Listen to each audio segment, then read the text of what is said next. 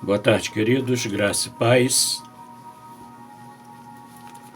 Que a maravilhosa graça de nosso Senhor e Salvador Jesus esteja permeando a sua vida nesses dias em que nós vivemos momentos de dificuldades, momentos que nos trazem tristezas, nos impedem de estarmos mais juntos, frequentes, mas nós temos o cuidado do nosso Deus. Ele que não nos desampara, Ele que está sempre ao nosso redor, cuidando de nós, trazendo para nós uma mensagem de ânimo, revigorando nossa fé, levando-nos a ter confiança e esperança. Ainda que tudo pareça contrário, ainda que tudo pareça muito difícil, e eu quero, nesta palavra inicial, ressaltar que sozinhos, eu e você, nada podemos, pois a situação, de fato, é muito ruim, tanto na questão materialmente falando, muitos desempregados, muitos com dificuldades financeiras, e na esfera espiritual, muito mais ainda, devido à nebulosidade que o pecado produz na nossa mente, tentando roubar o nosso coração, tentando fazer com que percamos a esperança, e com isso leva-nos à derrota, porque a finalidade dele é matar, roubar e destruir.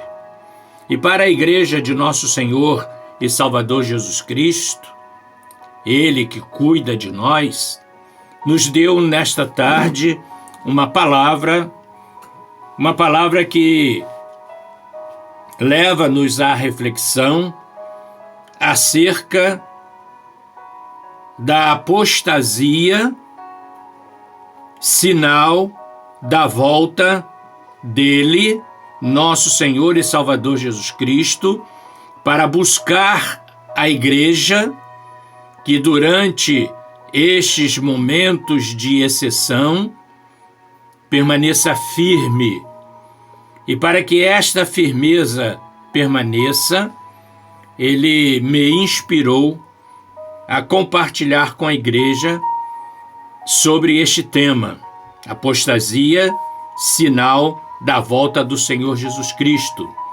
E o texto bíblico base para esta reflexão está na segunda carta do pastor Paulo à igreja em Tessalônica, segunda carta aos Tessalonicenses, no capítulo de número 2, versículos de 1 a 6. Segunda carta aos Tessalonicenses, capítulo 2, versículos 1 a 6. E a palavra do nosso Deus querido induza o seu coração para guardá-la, nos diz assim nesta tarde: Irmãos, no que diz respeito à vinda de nosso Senhor Jesus Cristo e à nossa reunião com Ele, nós vos exortamos a que não vos demovais da vossa mente com facilidade, nem vos perturbeis, quer por espírito, quer por palavra, quer por epístola, como se procedesse de nós, supondo tenha chegado o dia do Senhor. Ninguém de nenhum modo vos engane, porque isto não acontecerá sem que primeiro venha a apostasia e seja revelado o homem da iniquidade, o filho da perdição, o qual se opõe e se levanta contra tudo que se chama Deus, ou objeto de culto, a ponto de ausentar-se como se fosse o próprio Deus. Não vos recordais de que, ainda convosco, eu costumava dizer-vos estas coisas? E agora sabeis o que o detém, para que ele seja revelado somente em ocasião própria. Que o Senhor Deus possa abençoar esta porção lida da sua palavra no meu e no seu coração. E que nós possamos, queridos, induzidos e conduzidos pelo Espírito Santo, nos aperceber de que a igreja está sendo atacada por essa síndrome chamada apostasia. E que esta mesma igreja precisa, meu querido, entender, e não apenas entender, mas após entender, estar alerta contra ele, que é um sinal da volta de nosso Senhor e Salvador Jesus Cristo. E o versículo 3, ele vai trazer para nós, querido, uma advertência neste atual quadro da igreja do século 21. Assim como lá no primeiro século, o Espírito Santo, usando o pastor Paulo, falou à igreja na cidade de Tessalônica, está falando para nós hoje, aqui no Rio de Janeiro, no Brasil, aonde quer que você esteja, a palavra do nosso Deus fala conosco e fala hoje, porque sua palavra nos garante que ela é a mesma ontem, é hoje e será por toda a eternidade. E o que o pastor Paulo fala e que está registrado no versículo 3, que serve para mim e serve para você? Ele diz assim: ninguém de modo nenhum vos engane, porque isto não acontecerá sem que primeiro venha a apostasia e seja revelado o homem da iniquidade, o filho da perdição. Como que você, meu querido, recebe esta advertência da palavra de Deus diante do quadro no qual a igreja está envolvida, especialmente por esse movimento chamado gospel, que tem tirado da igreja parte da sua essência? Às vezes ficamos empolgados com as coisas que estão acontecendo e não nos lembramos ou recusamos-nos a lembrar de que podem ser enganos, porque muita coisa do que temos vivenciado no seio da igreja tem características de engano, porque não produzem efeitos para a concretização da fé que é o firme fundamento das coisas que você não vê, mas que espera. Daí, querido, na proporção em que os dias vividos por nós, homem, se passa aqui na face da terra, na proporção, queridos, em que este mesmo homem nasce e morre, na proporção ainda, queridos, em que este mesmo homem come e bebe, trabalha, se preocupa com as coisas que estão ao seu redor, casa-se e dá-se em casamento, estas proporções caracterizam a volta de nosso Senhor e Salvador Jesus Cristo com uma finalidade: buscar o homem que se aproximou de Cristo, crendo na sua existência, e que se mantêm fiéis, consagrados e dedicados ao nosso Deus, ao serviço que Ele nos chama a realizar na implantação e concretização do seu reino santo aqui na face da terra. Daí, igreja, desperta. Eu e você precisamos nos despertar, porque somos a igreja, pois neste século já se vive, meu querido, características evidentes e concretas da apostasia no seio da igreja, que sou eu e que é você, que não é aquela estrutura chamada templo e que nós, sem muito conhecimento da causa, dizemos ser a igreja. Não, ali é o templo onde você reúne-se para adorar a Deus com os seus irmãos, que também aproximaram-se de Jesus crendo que Ele existe. Desperta, igreja, pois Jesus Cristo, o teu cabeça, deseja te iluminar com esta palavra, para que não ocorra o que o pastor Paulo também nos faz lembrar na primeira carta de Tessalonicenses, no capítulo de número 5, no versículo de número 4. O que pastor Paulo fala e que também serve como alerta? Ele diz assim: mas vós, irmãos, não estáis em trevas.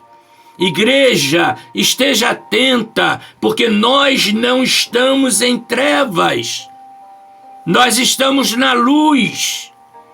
E o pastor Paulo completa esse seu raciocínio, esta sua interpretação, esta sua visão real da igreja, dizendo assim: para que esse dia, como ladrão, não vos apanhe de surpresa. Como é que nós atentamos para a palavra do nosso Deus, que diz assim: prepara-te, ó Israel, para te encontrares com o Senhor teu Deus.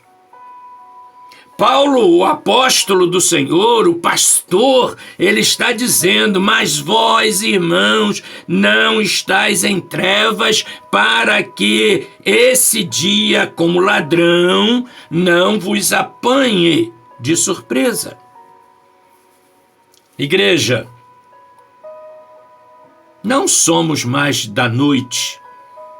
Igreja, não estamos mais vivendo em obscuridade. Jesus disse que nós somos a luz do mundo. E porque somos a luz do mundo, não vivemos mais em trevas. Por isso a afirmação de não sermos da noite, nem tampouco das trevas, mas filhos do dia, meu querido, da luz bendita de nosso Senhor e Salvador Jesus Cristo. Atente para o que Ele nos ensina, atente para o que Ele nos fala no Evangelho de Lucas, no capítulo 11, versículo número 35. Palavras dele, Jesus, registrada para a nossa orientação segura, trazida por aquele que Ele deixou, o Santo Espírito, que nos conduz a toda a verdade. E Ele diz assim: repara, pois, que a luz que há em ti não sejam trevas. Que profundo, não é verdade? Que trevas ainda pode haver em mim? Eu, nascido de novo, eu que olhei para Jesus e o confessei como meu Senhor, como meu Salvador. Se Ele habita em mim, a sua palavra está em mim, que trevas ainda podem estar presentes nos meus atos e também nas minhas atitudes? Quem sabe, querido, o orgulho, a vaidade, as obras da carne, sensualidades, sexualidades, amor pelo dinheiro. Quem sabe essas obras e outras, nomeadas das trevas, ainda estejam atuando em nós. Por isso, queridos, hoje, nesta hora em que você está me ouvindo, sob a direção segura do Santo Espírito de Deus, é necessário que comecemos a refletir profundamente em nosso coração acerca, queridos, deste tema, apostasia. E este tema é uma das terríveis, queridos, complicações que nós, igreja, viveremos. Talvez a partir desse século. Mas viveremos antes do advento da Maranata, essa expressão hebraica que significa ora vem, Senhor Jesus. E às vezes, queridos, nós proferimos esta expressão, ora vem, Senhor Jesus, sem estarmos apercebidos da real significação dela. Para eu, igreja, você, igreja, neste atual momento, nesta atual conjuntura que vivemos neste mundo.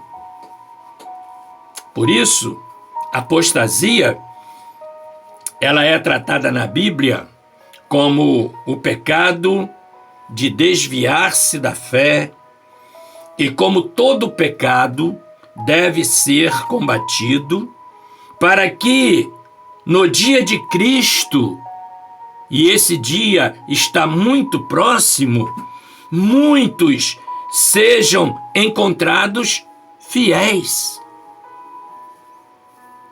Como está a tua fidelidade nesse auge da atual circunstância da humanidade? Será que no dia de Cristo, eu e você,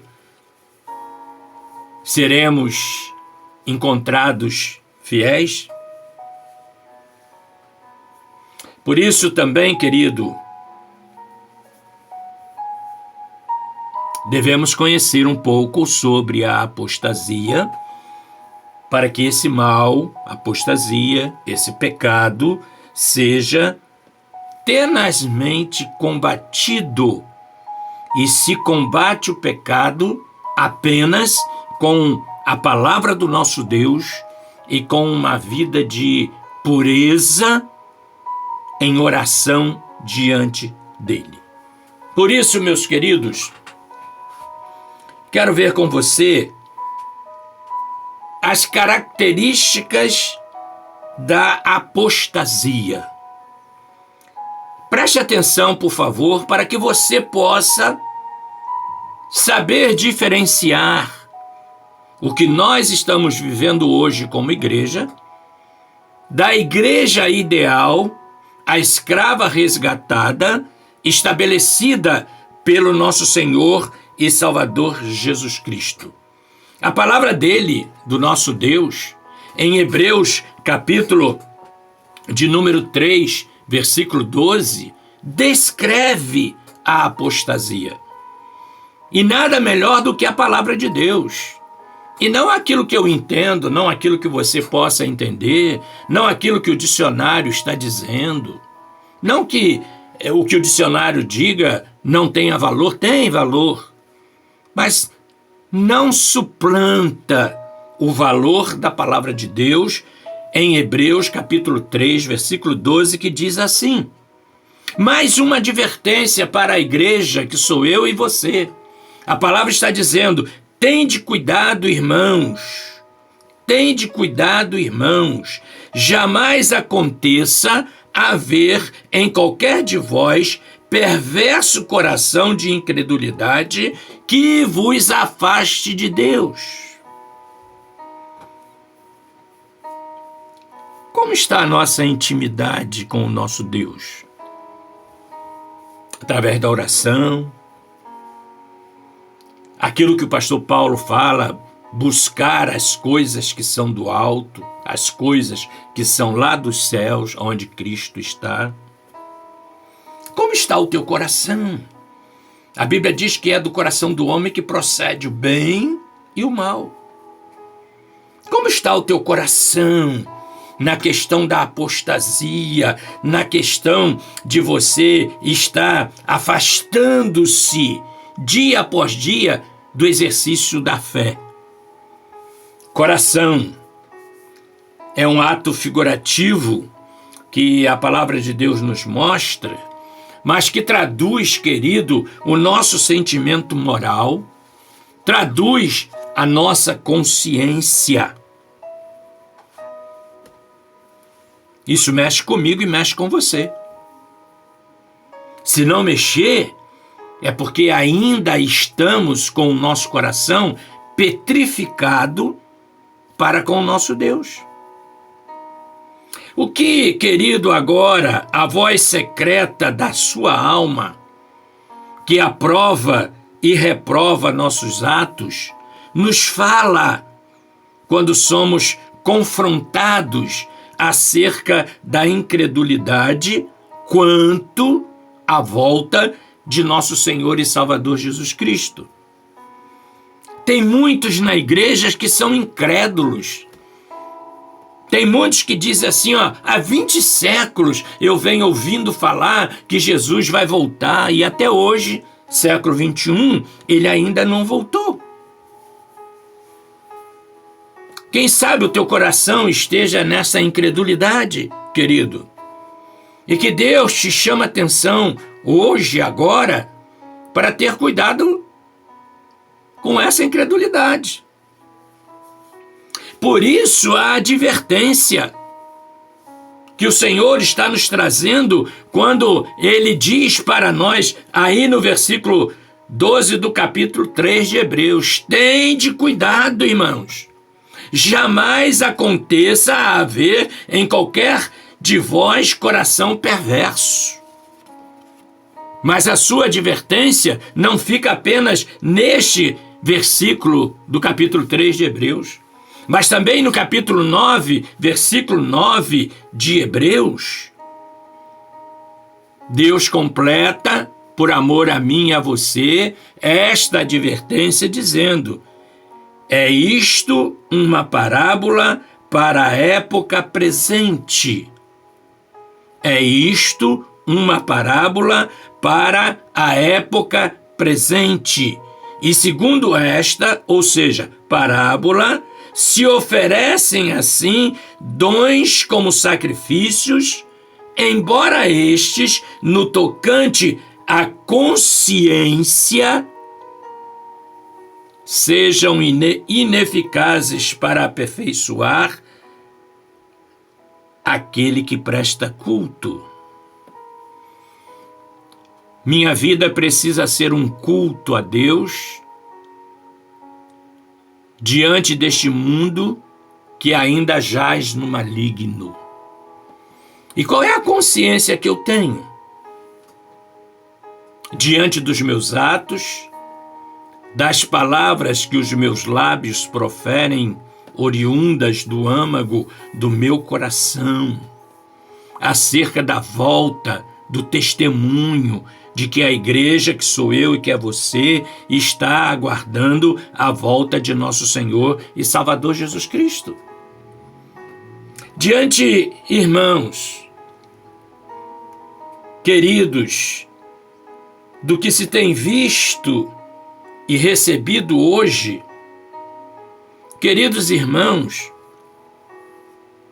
para que na volta de nosso Senhor e Salvador Jesus Cristo, que jaz à porta, Ele está batendo a porta, carecemos hoje, século 21, ter o mesmo comportamento que teve o pastor Paulo no século I, conforme o livro de Atos nos registra e revela. no capítulo 24, no versículo de número 16. Olha o que o pastor Paulo registrou ali, e que esse deve ser o meu e o seu comportamento nesses momentos que antecedem a volta de nosso Senhor e Salvador Jesus Cristo, para que nos encontre, queridos, fiéis a Ele. Pastor Paulo diz assim: por isso também me esforço. Qual é o esforço que você está tendo para preparar-se para um encontro com o Senhor teu Deus? Ele completa dizendo: por isso também me esforço por ter sempre consciência para diante de Deus e dos homens. Qual é a consciência de homem nascido de novo que eu e você temos tido diante deste mundo no qual estamos, mas que dele não somos, que continua a jazer no maligno? Isto significa para nós, queridos, e o que Paulo registrou aí no capítulo 24, versículo 16 do livro de Atos dos Apóstolos, isto significa dizer que cada um de nós deve ser o primeiro a fazer um julgamento moral a respeito de si mesmo, medindo a qualidade de sua nova vida em Cristo Jesus. Isto significa dizer que cada um de nós, eu não tenho que fazer da sua vida, nem você fazer da minha, mas temos que fazer da nossa própria vida. E é um exame de consciência, julgando-nos a nós mesmos, medindo a qualidade da vida de crentes que temos vivido diante deste mundo.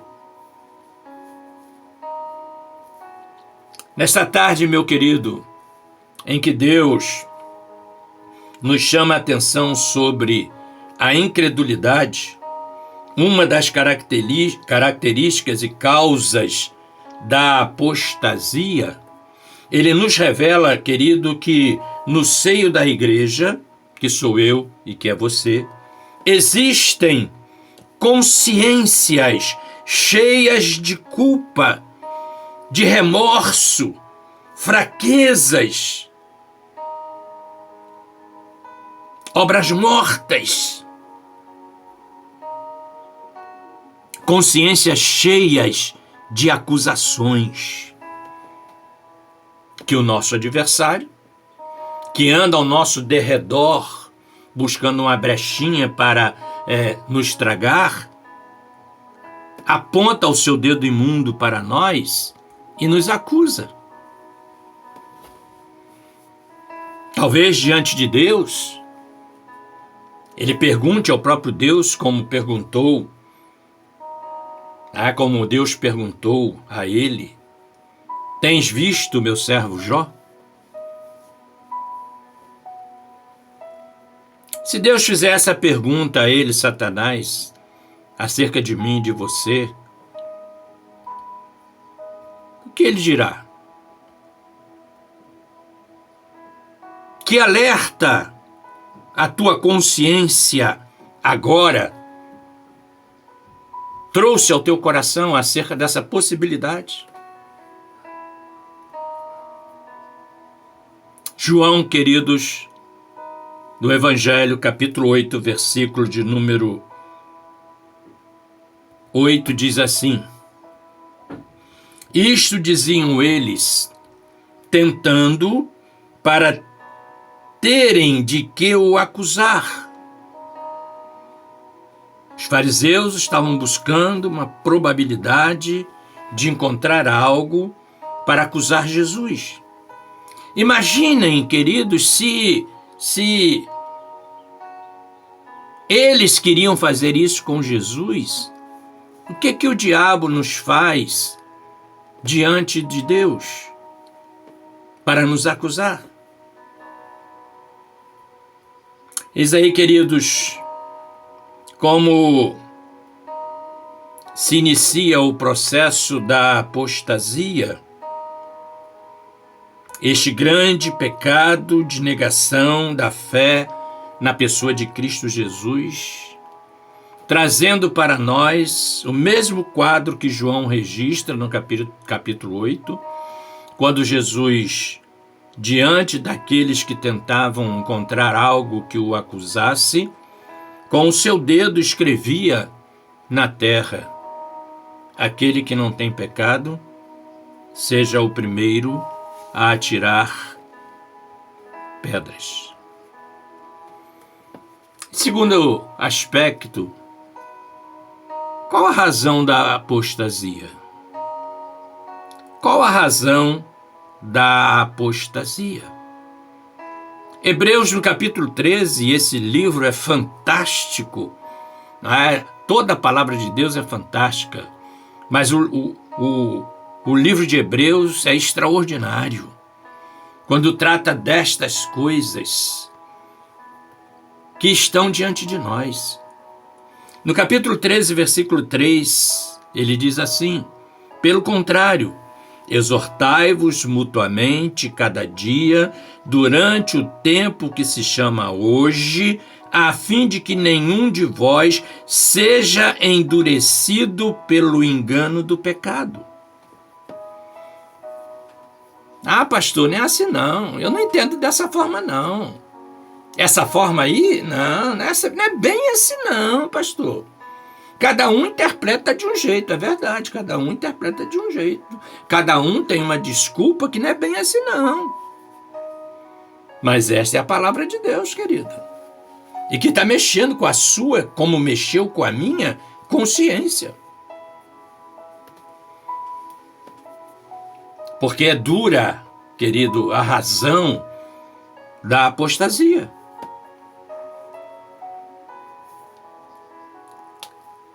É duro reconhecer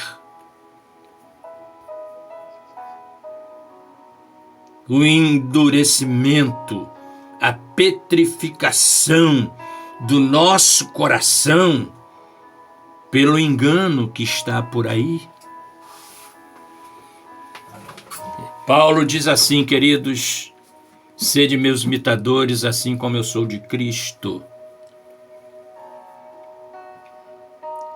Cristo diz assim: sede santos, porque eu sou santo.